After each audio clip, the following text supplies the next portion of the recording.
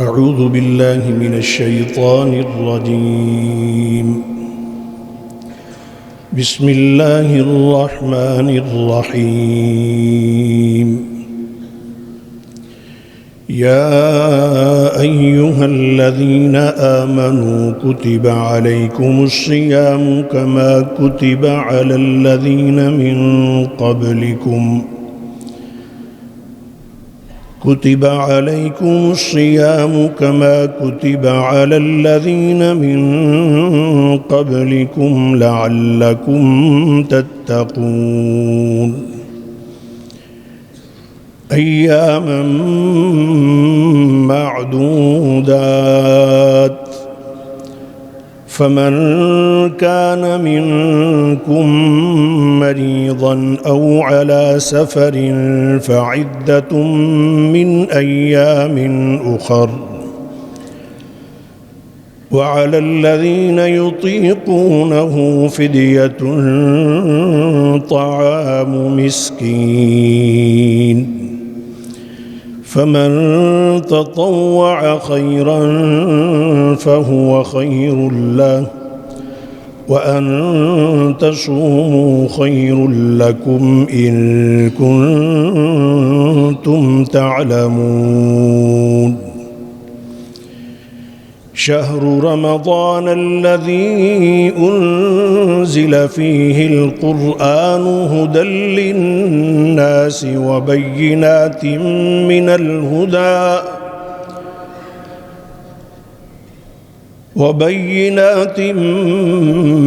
الهدى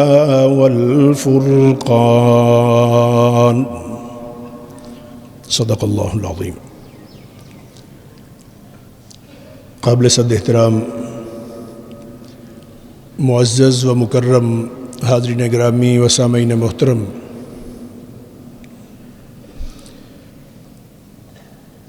دو رمضان المبارک 1447 ہجری 2026 جمعۃ المبارک، اس موقع پر ہمارا جمع ہونا اللہ جل شانہ اپنی بارگاہ میں قبول فرمائے.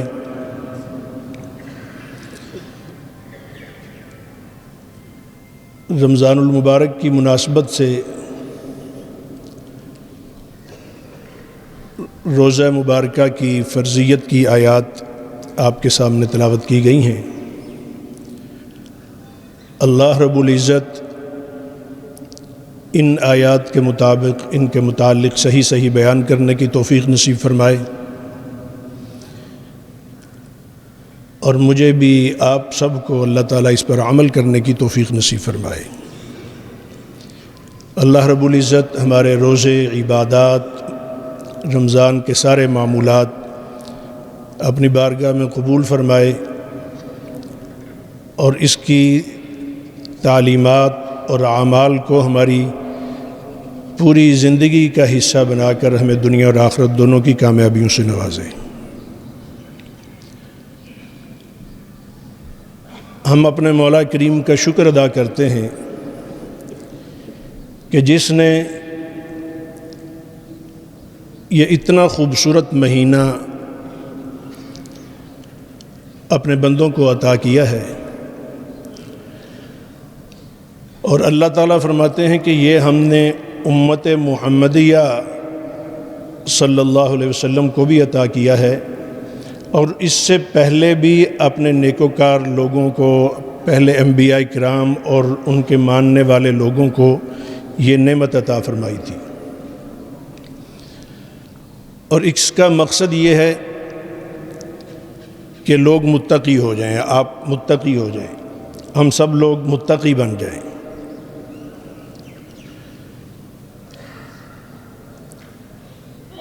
اس اعتبار سے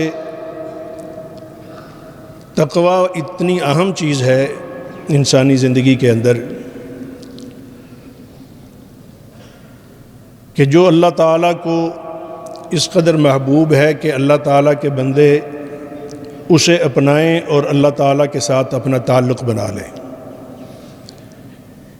کیونکہ اللہ تعالیٰ کے ہاں جو تعلق کا معیار ہے، اللہ تعالیٰ کی ذات کے ساتھ جو تعلق کا معیار ہے، اور اللہ تعالیٰ کے ہاں کسی کی شان، کسی کی عظمت، کسی کی فضیلت اور کسی کا کوئی درجہ ہے،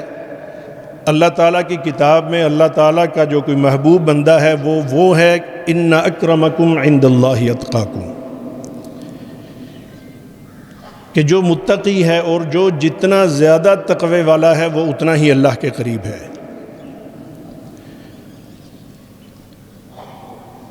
اور یہ روزے اللہ نے اس لیے دیے ہیں تاکہ ہم سب متقی بن جائیں۔ اللہ تعالی ہم سب کو متقی بننے کی توفیق نصیب فرمائے۔ تقوی کے متعلق ہمارے تصورات اور کنسپٹ بہت عجیب سے ہیں۔ ہم سمجھتے ہیں کہ یہ میرا کام نہیں ہے، یہ کہیں ایسے فارغ لوگوں کا کام ہے جن کی اور کوئی ذمہ داریاں نہ ہوں، وہ اپنی عملی زندگی سے ریٹائر ہو چکے ہوں، یا ان پر کوئی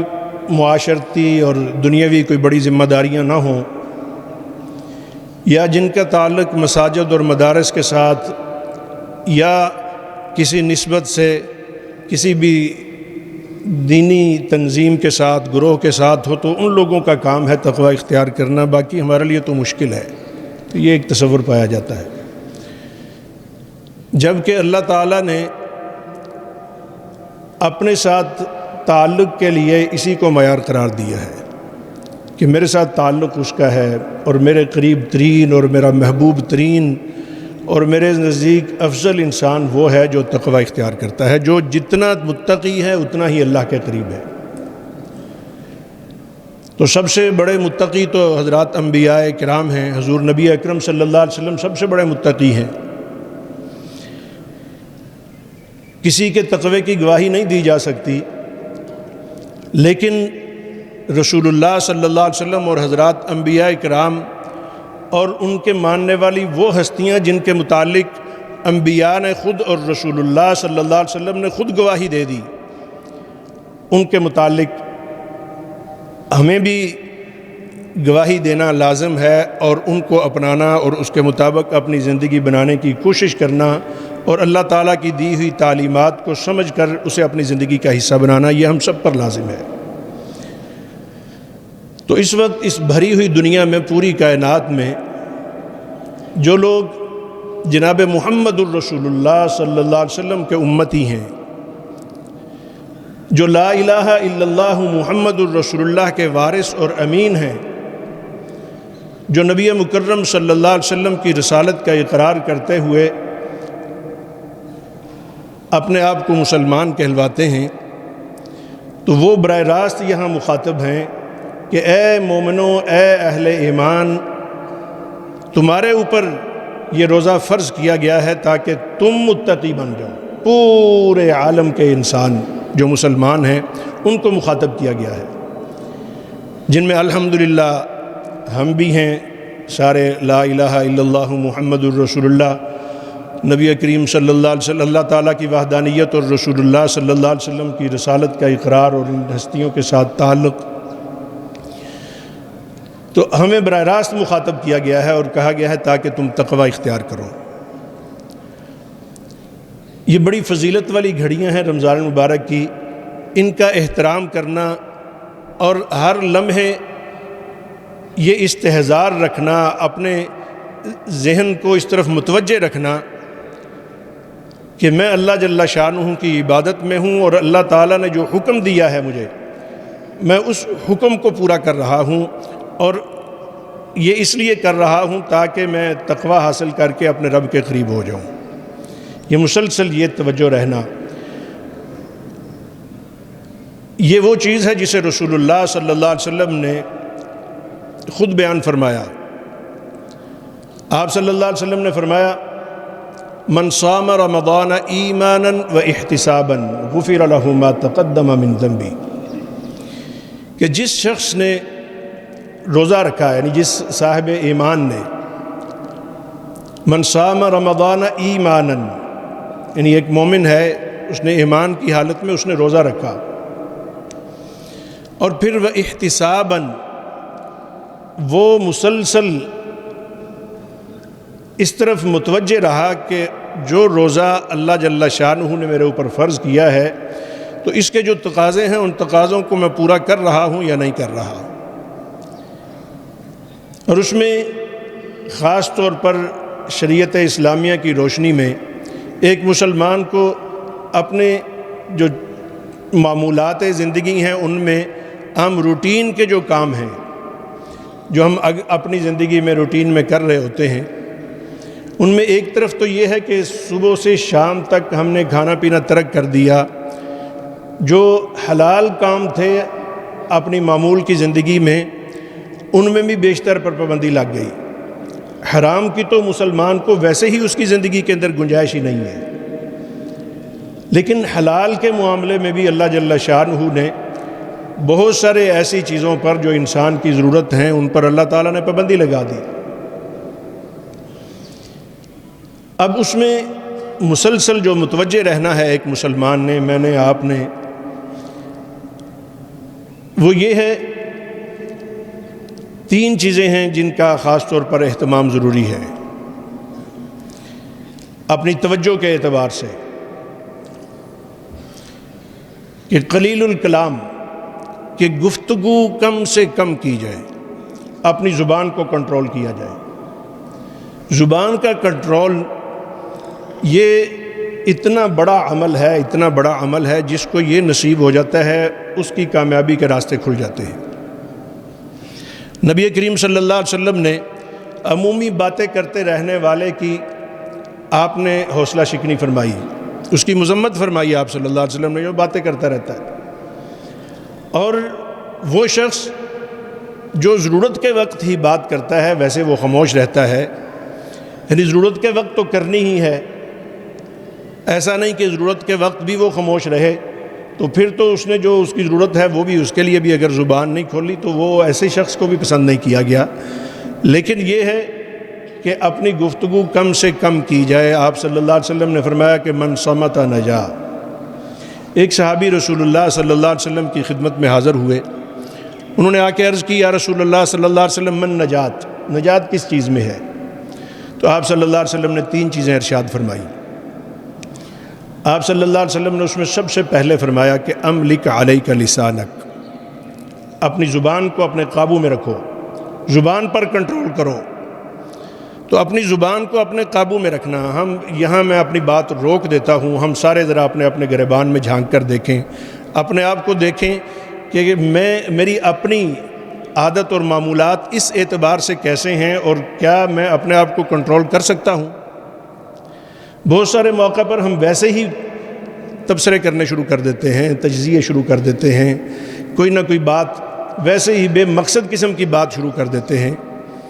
کوئی ضرورت نہیں ہوتی ویسے ہی بول پڑتے ہیں کسی کے ساتھ. بد کلامی تو بڑی سخت چیز ہے کہ کسی کے ساتھ سخت بات کرنا، کسی کی دل آزاری کی بات کرنا، کسی کو گالی دینا،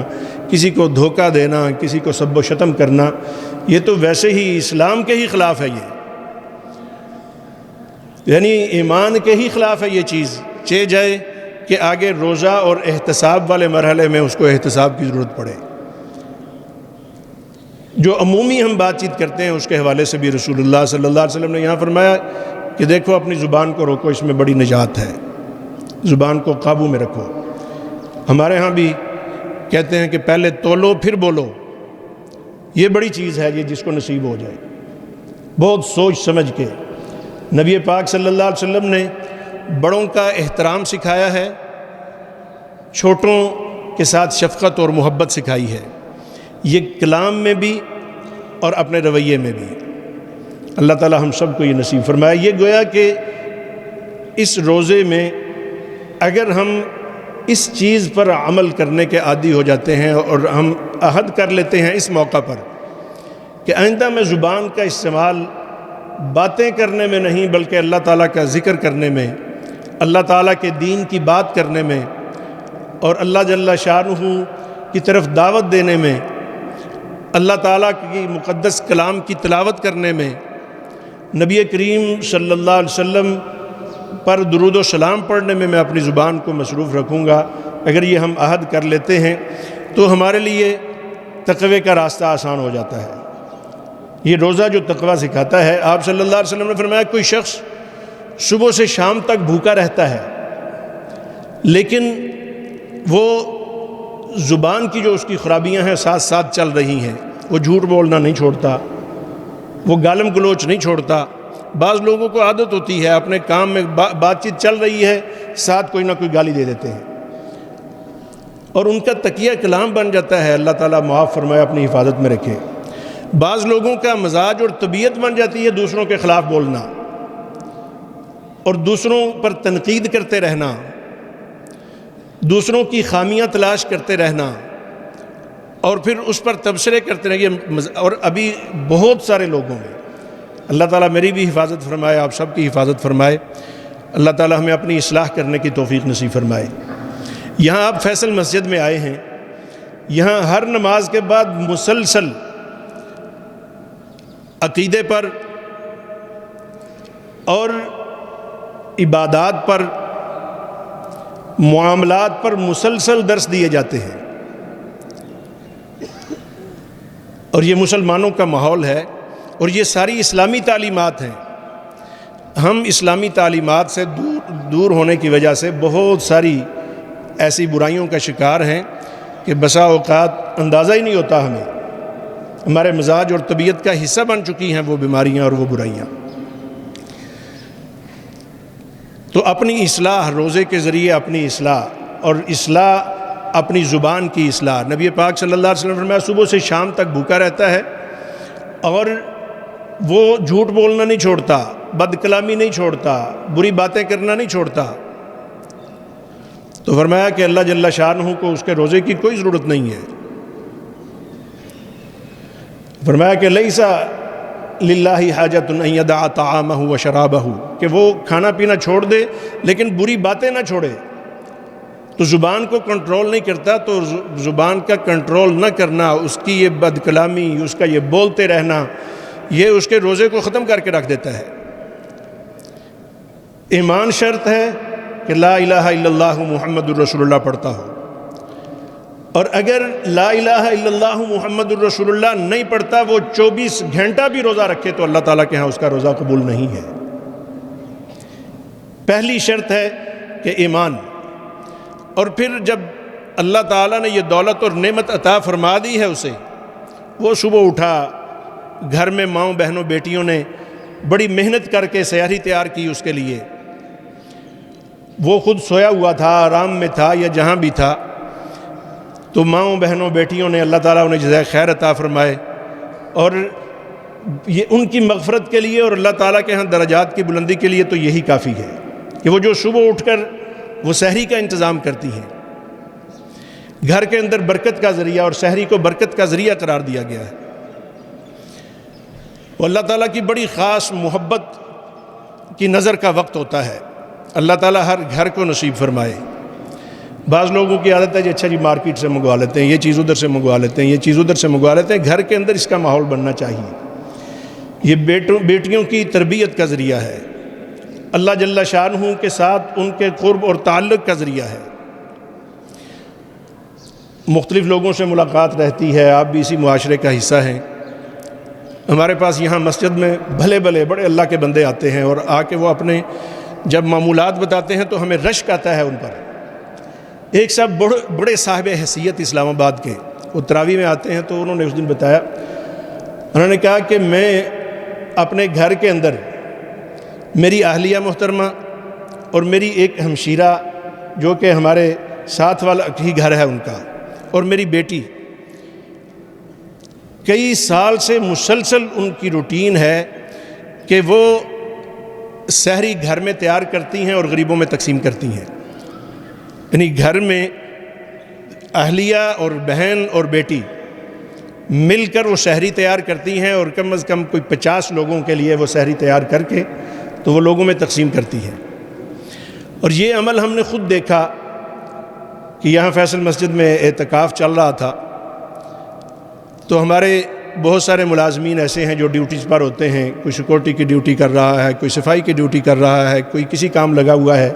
ان کی یہاں پہ ڈیوٹی ہیں، ان کے پاس سحری کرنے کا کوئی انتظام نہیں تھا۔ انہوں نے جب دیکھا میں منبر رسول پہ کھڑا ہوں، اگلے دن وہ ایک دیگچہ بھر کے وہ لے کر آئے اور انہوں نے ان سب لوگوں کے لیے سحری کا انتظام یہاں پہ کیا، اور انہوں نے بتایا کہ یہ میری اہلیہ نے، میری ہمشیرہ نے اور میری بیٹی نے تیار کیا ہے،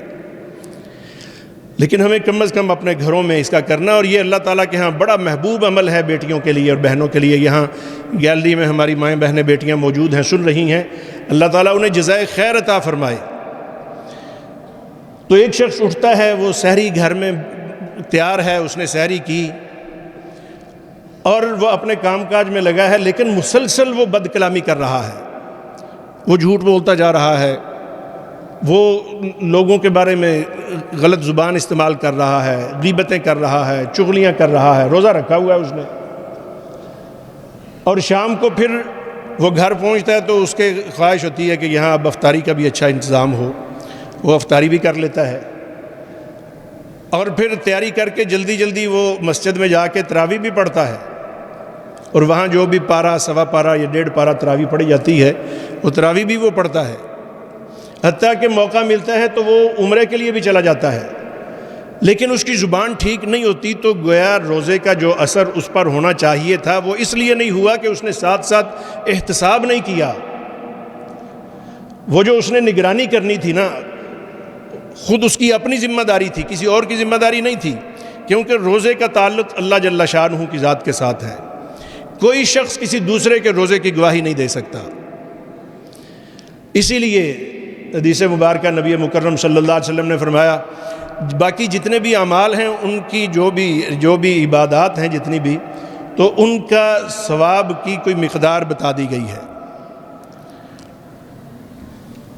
لیکن روزہ ایسی عبادت ہے کہ جس کی مقدار بیان نہیں کی گئی، بلکہ رسول اللہ صلی اللہ علیہ وسلم نے فرمایا کہ اللہ جل شانہ فرماتے ہیں، روزے کے اجر کی بات آئی نا، یہ جس روزے میں ہیں ہم، اللہ تعالیٰ ہمارے روزے کو ایسا ہی روزہ بنا دے، سارے ہمارے روزوں کو اللہ تعالیٰ ایسا بنا دے۔ فرمایا کہ الصوم لی وانا اجزی بہ، روزہ میرے لیے ہے اور میں خود اس کا بدلہ ہوں۔ صلی اللہ علیہ وسلم نے فرمایا کہ اللہ تعالیٰ فرماتے ہیں کہ روزہ میرے لیے ہے اور میں خود اس کا بدلہ ہوں۔ تو اللہ تعالیٰ خود بدلہ ہیں، کیا ہیں، کتنا اجر ہے اس کا، یہ روزے کی حالت میں اس وقت نصیب ہوگا کہ جب ہم، کیوں، اس لیے کہ روزے کا کسی اور کو پتہ ہی نہیں ہے، وہ کہیں کسی جگہ بھی ہے، وہ باہر لوگوں کے درمیان وہ روزے دار ہے، لیکن گھر بیٹھ کے وہ روزہ کھول لیتا ہے کسی جگہ، اسے گھر والوں کو بھی پتہ نہیں چلنے دیتا، اور وہ پانی پیتا رہتا ہے، کوئی نہ کوئی چیز کھا لیتا ہے، کوئی جیب میں اس نے ڈال کے رکھی ہوئی ہے خدا نہ خواستہ۔ تو وہ روزے کا معاملہ اللہ تعالیٰ فرماتے ہیں یہ میرا اور اس کا راز ہے، اس نے میرے لیے روزہ رکھا، یہ راز ہے اس کا، اس کو میں کتنا اجر دوں گا یہ راز ہے، یہ میں کسی اور کو نہیں بتاتا۔ اللہ تعالیٰ ہمیں صحیح روزہ رکھنے کی توفیق نصیب فرمائے۔ تھوڑا بولنا، ضرورت کا بولنا، پھر اسی طرح تھوڑا کھانا، کھانے کی مقدار کم کر دینا، تو اس معاملے میں بھی ہم جائزہ لیں تو ہماری سحری اور افطاری، اور پھر افطاری کے بعد چل رات سونے تک، یہ بھی طریقہ نہیں ہے۔ اس میں ہمیں نبی پاک صلی اللہ علیہ وسلم کے معمولات کو دیکھنا ہے کہ سحری کیا ہونی چاہیے اور افطاری کیا ہونی چاہیے۔ اور تیسری چیز، اب یہ جائزہ ہم نے خود لینا ہے، اب اتنا وقت نہیں ہے کہ اس کی مثالیں بیان کی جائیں، یہ ہم میں سے ہر کوئی جانتا ہے۔ میں بات کر رہا ہوں، میرے سامنے میری اپنی سحری جو میں کرتا ہوں، اور میری اپنی افطاری جو میرا دسترخوان اس وقت میرے سامنے ہوتا ہے، اس وقت میں اپنے سامنے رکھ کے میں بات کر رہا ہوں۔ اللہ تعالیٰ مجھے بھی توفیق نصیب فرمائے کہ میں سنت کے مطابق اسے کروں۔ اور اگر کوئی شخص اتنا کھاتا ہے جتنا ہمارے ہاں کھایا جاتا ہے تو عبادت میں غفلت پیدا ہو جاتی ہے، اور یہ معاملہ میرا اور آپ کا نہیں، ہمارے بچوں کا ہے، ہماری اگلی نسل کا معاملہ ہے۔ جو کچھ باپ کرے گا بچے وہی کریں گے، گھر کا ماحول وہی بنے گا، تربیت کا ذریعہ اسی صورت میں بنے گا